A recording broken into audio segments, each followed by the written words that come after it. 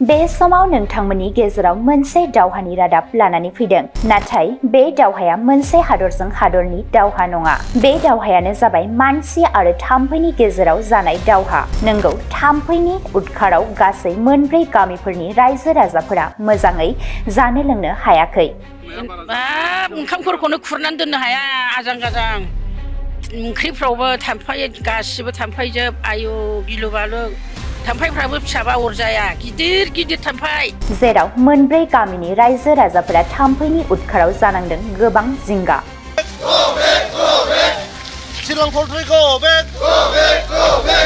दाउखिनि मोनामनायखौ सहायनो हाला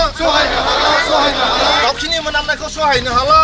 माब्लाबा गाइखेर दोननायाव थाम्फैजों मोगा-मोगि माब्लाबा बेदर फोराननायाव थाम्फैनि उदखार बे जाथाया जादों चिरां जिल्लानि सिङाव थानाय अन्थाइबारि दमगावजों नांजाबनाय मोनब्रै गामिफोराव जादों रायजो राजाफोरा फोरमायनाय बायदिब्ला बैफोर थाम्फैफोरा अन्थाइबारि ओनसोलाव जाकब नार्जारी मुंनि कन्ट्राक्टरा मोनसे चिरां पल्ट्री फार्म फसंदों बे फार्माव मुलि सारैनि जाहोनाव गोबां बिबांनि थाम्फै उजिनानै जोंनि मोनब्रै गामिफोरखौ जानाय लोंनाय आरो सानफ्रोमबोनि जिउ खुंनायाव असान्ति खालामदों माब्लाबा हां लानो हायै बायदि मोनामनाय माब्लाबा बेदरफोर फोरानोब्ला थाम्फैनि बिरफुंनाय माब्लाबा जामुं आदारफोराव थाम्फै बानाय आरो माब्लाबा मानसिनि साखाथियाव थाम्फैनि बिरनायजों गोबां रोखोमनि असान्ति बिनिखायनो बैफोर जेंनाखौ सुस्रांनानै होनांगौनि नोजोरजों रायजो राजाफोरा गोबां खेबफोर रायज्लायहरदोंमोन जाकब नार्जारीजों नाथाय जेबो मोजां फिननाय फैयाखै जाकब नार्जारीनिफ्राय बे जाथायनि थाखायनो रायजो राजाफोरा चिरां पल्ट्री फार्मखौ बन्द खालामनांगौ आरो बोखारनांगौ होननानै गोख्रोङै सोमावसारनायजों लोगोसे चिरां पल्ट्री गो बेक आरो बायदि बायदि स्लोगानफोर होनानै हुमखि होयो बे सोमावसारनाय हाबाफारिजों लोब्बा लाखिनानै गामिनि थागिबि रायजो राजाफोरा गोख्रोङै अजद होनायनि बाथ्राफोरखौ नोंथांमोनहा फारियै खोनासंदो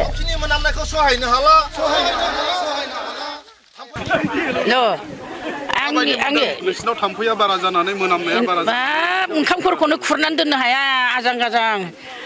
ओंख्रिफ्रावबो थाम्फै गासिबो थाम्फैजोब आयु गिलु बालु थाम्फैफ्राबो फिसाबा अरजाया गिदिर गिदिर थाम्फै बेखौ जों थाम्फै दांग्राजोब गोथां गिदिर गिदिरनो जों सायज' हालाना गथ' गथाय गासिबो जानाय लोंनाय असान्ति खालायबाय मोनामनाया आयौ आजां गाजां सोरबाबा लोमजानाय साजानायजोंनो गोबानाय खिनाय जालायलांबाय बिदिनो जाबाय गासिबो बिदियावनो जोङो रागा जोंनानै जों दा माबा फैबाय आरो माबायदि दा बेखौ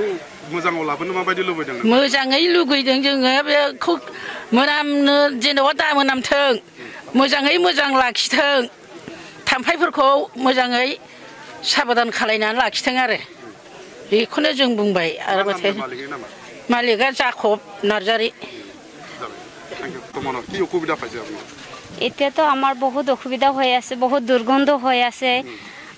দুৰ্গন্ধ বেছিভাগ মাছিহে বেছি উৎপাদ হৈ আছে মাছিৰ কাৰণে আমি একো খাব নোৱাৰোঁ শুব নোৱাৰোঁ আৰু বিশেষকৈ বাচ্চাবিলাকৰ যিবিলাক আমি ৰাখি দিওঁ টিফিন চিফিন এইগিলাক বহুত মাছি পৰি আছে এইগিলাক খালে বাচ্চাগিলা পেটৰ বিষ হৈ আছে কৈ থাকে সদায় আগত এনেকুৱা নাছিল এতিয়া বৰ্তমান এনেকুৱা হৈ আছে এইটো আৰু আছে বহুত গন্ধ হয় মানে যেতিয়া মুৰ্গীৰ এইটো দানাটো বা কিবাটো হেৰি পেলাই দিয়ে তেতিয়া বহুত গন্ধ হয় তেতিয়া থাকিব নোৱাৰো ঘৰত জীয়াই থাকিবলৈতো কোন হয় মালিকটো জাকব নাৰ্জাৰী হয় ইয়াতে কয় বছৰৰ পৰা আছে এইটো কিবা আপোনাৰ পল্ট্ৰি ফাৰ্মটো কয় বছৰ মান হ'ল 2 বছৰ হ'ল নেকি 1.5 বছৰ হৈছে এনেকুৱা হৈ আছে মেডিসিন দিয়াটো কমতি হৈছে না বেছি হৈছে আপোনাৰ বাবে কমে হৈছে মানে যদি ভালকৈ মেডিসিন দিলে হয় তেনেহ'লে ইমান মাছি উৎপাদ নহয় মাছিৰ কাৰণেহে বেছি উৎপাদ হৈছে থ্যাংক ইউ नैबे पल्ट्रि फार्मनि सासे सुखिदार हिसाबै माबायदि नुदों नोंथाङा दा नुनायाथ' जों दासान्दि मोजाङै नुदोंमोन खिन्थु थाम्फैयाबो गैया जोंनियावहाय रायजो राजाफोरनि अजद होगासिनो दं बेखौथ' आंथ' मा बुंनो रोंबावनाय जोंनियावबो मेडिसिन सारनो थाम्फै थाया खिन्थु साइडआव थाङो बेखौला मानिगोन आं नोंथाङा बबे माबानि सुखिदार साबिया नोंथाङा थायो ना साबिया आङो थाङो दा बे पल्ट्रि फार्मा आलाग जाहैबाय आन्ध्रानिसो नांलाय ओमफ्राय जोंनि ओरै रायसिमला आलदा मेनेजारफोरखौ रायजोफ्रा लोगो हमना रायज्लायनो लुबैदोंमोन मालिकखौ लोगो हमना रायज्लायनो लुबैदोंमोन मालिकआ मेनेजारबो गैया मालिकबो गैया बेखौ आं बुंनो रोङै नङा बिबा महाय दं बेखौ फन खालामनो हायाखै आं गावसोरबो खालामाखै poultry farma नोंथांमोननि गेजेराव मोनसे एफेक्ट जादों होननानै जों खोनानो मोनदों दा माबायदि एफेक्ट जादों आरो नोंथांमोना दिनै मोनसे सोमावसारनाय हाबाफारि लादों मा फोरमायगोन बुब्लियाव बे मुगायाव गिबियावनो नोंथांमोन हटेल मिडियानि साफ्रोमबो निसिम जोंनि गामि दरब्रैनि जानानै गिबियावनो अननाय सिबिनायखौ जासिग्रोबाय आरो नोंथांमोननि हेफाजाबजोंनो जोंनि जिथुनाखि जों सैनांनानै थानाय बेफोर गासैखौबो जों फोरमायनो हागोन आसा खालामदों गिबियावनो जोंनि बे दिनैनि जिथुनाखि रेलि एबा जों ज'यै जों ओंखारनायनि गेजेरजों जोङो जोंनि गोसोनि खुद्रि सारनायखौ रायजो राजानि सिगाङाव फोरमायनो थाम-थिम खालामनाय जि जोंनि बिथांखि बेनो जाहैबाय नैबे जोंनि अन्थाइबारि गामियाव थारमाने थांनाय गोबाव समनिफ्रायनो मोनसे पोल्ट्रि फार्म दङ सोरबा बिजनेस खालामनाय फालांगि खालामनायाव जोंहा जेबो बादा गैया बयबो खालामथों जोंनो जौगानायखौ नांगौ नाथाय बिनि गेजेराव माखासे मा होनो मावनांगौ खामानिफोर थायो बेफोरनो जाहैबाय जेरैहाय जोङो दा भुगिनानै दङ दाउखिनि बेलायाव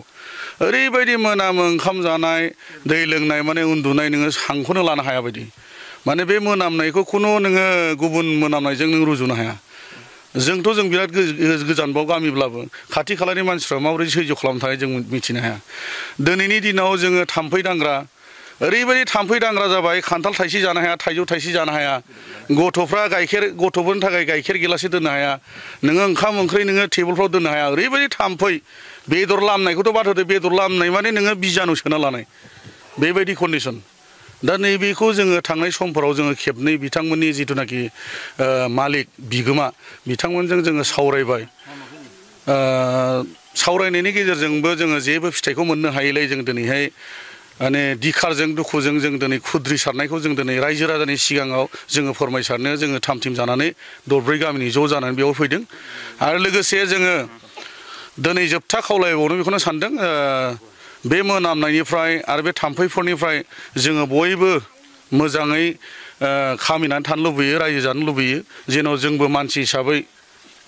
जोङो मोजां थांनानै थानायखौ लुबैयो बिजनेस खालाम नोंथाङा नोंथांनि लाबनि थाखाय नोंथाङा बिजनेस खालाम नाथाय जोंखौबो गोजोनै थांनानै थानो हो जोंनिफ्राय खावलायनाया बेनो आरो जुदि बे जोंनि खावलायनायखौ खोनासङाब्ला जोङो इमिडियेट जोङो डिसिनिसिम जोङो मेम'रेन्डाम हैनाय जासिगोन आरो बेखौ थांखि लानानै जोङो दिनै बयजों लोगोसे बेवहाय मुस्लिम दङ सान्थालि दङ बर' दङ जोङो दरब्रै गामिनि ज' खौसेथि जानानै दिनैनि बे रेलिखौ लानाय जादों एक्चुअली सिङाव मा घटना जामारदों एक्चुअली मा एफेक्ट जादों नोंथांमोननि बे गामियाव संसार जानाय एफेक्टआ संसार जानायनि बेलायाव एक नाम्बार एफेक्टआ जाहैबाय जोंनाव मोनामनाय दाउखिनि मोनामनाय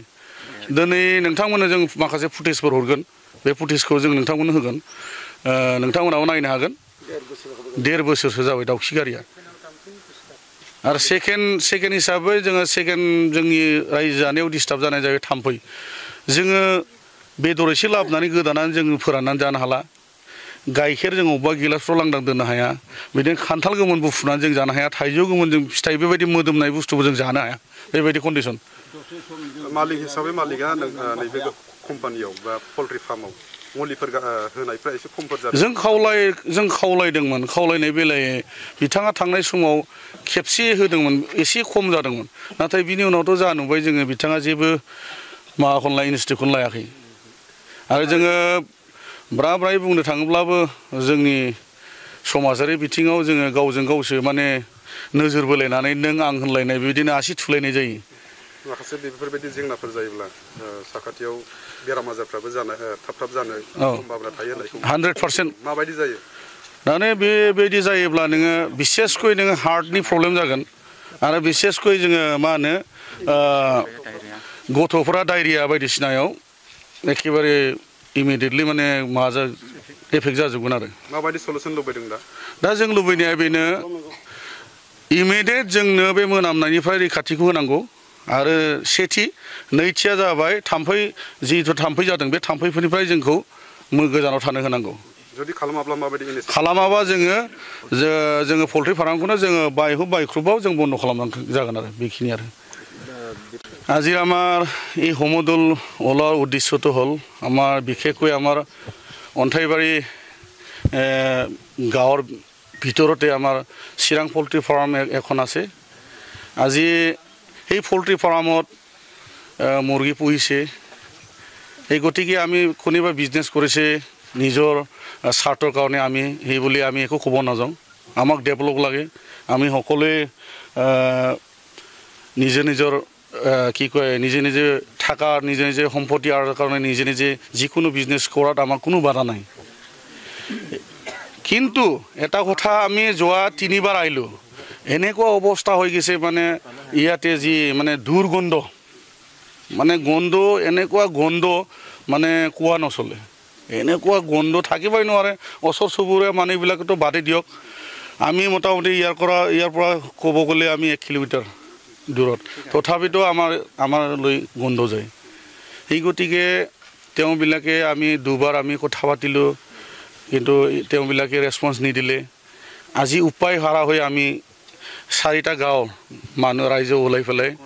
একগোট হৈ পেলাই আমি আজি এই ধৰ্ণা কাৰ্যসূচীটো ল'ব লগা হ'ল বেসিক্যালি কি প্রবলেম আছে আপনার প্রবলেমটো এক নাম্বারটো হল এই দুর্গময় আর সেকেন্ডলি হল আপনার মাকি মানে আপনার এতিয়া এনেকুৱা দুর্গময় এনেকুৱা হুব নোৱাৰে খাব নোৱাৰে এনেকুৱা অৱস্থা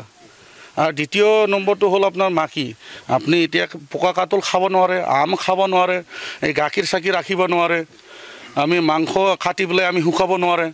1 সেকেন্ডৰ ভিতৰতে হাজাৰ হাজাৰ মাকি ওলাই ফেলে কেনেকুৱা সলিউশন বিচাৰিছে সলিউশন আমি